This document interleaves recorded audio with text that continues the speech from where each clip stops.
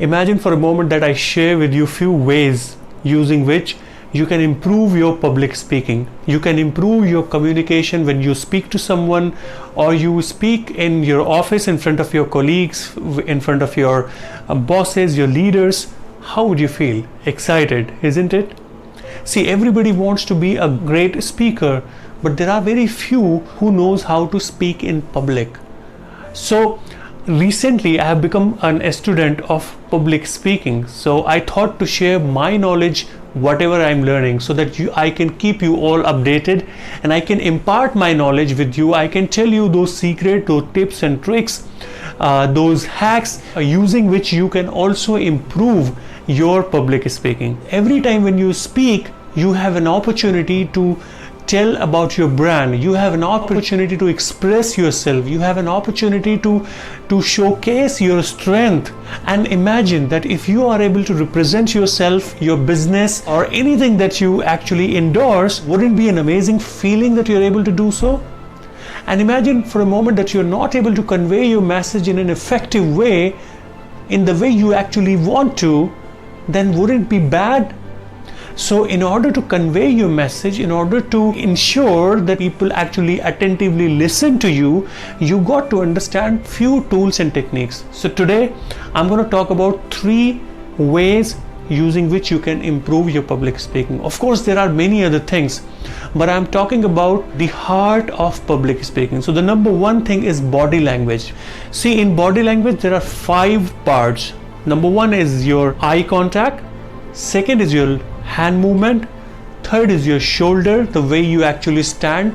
Are you slouching or you're standing like this? And fourth is your legs. And finally, fifth is your smile.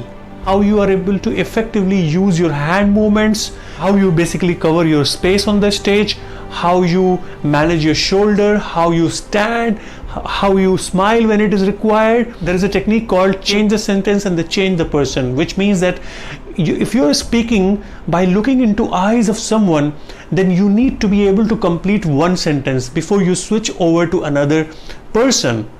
So body language plays one of the major part while you speak in public. And the second most significant part of public speaking which we really need to learn is vocal variety. So in vocal variety there are again 3 parts: volume, speed and tone. The way you articulate your words, the speed, the words per minute that you have, and the intonation that you have, how you, when it is required to put some stress on any words, or when it is required to slow down your voice, all these 3 things, volume, tone, speed, all 3 of them comes under vocal variety, and all 3 ingredients are important while you speak in public. And the last but not the least is your content. You may have a great body language, you may have a great vocal variety, but if you do not have impactful content, then how can you impress your audience? Because it might happen that you are going into a business seminar, or probably you are speaking on a specific topic that you have been invited for, but if your content is not good, probably you will not be able to effectively convey your message. As they say that your content is the heart of your message. So if your content is good, it will make a deadly combination. You'll definitely be a great public speaker. You know, apart from all these 3 things, how to start your presentation, how to end the presentation, I would like to discuss about these things in detail in our next video. But for today, I want you to understand that there are 3 ways you can improve your public speaking.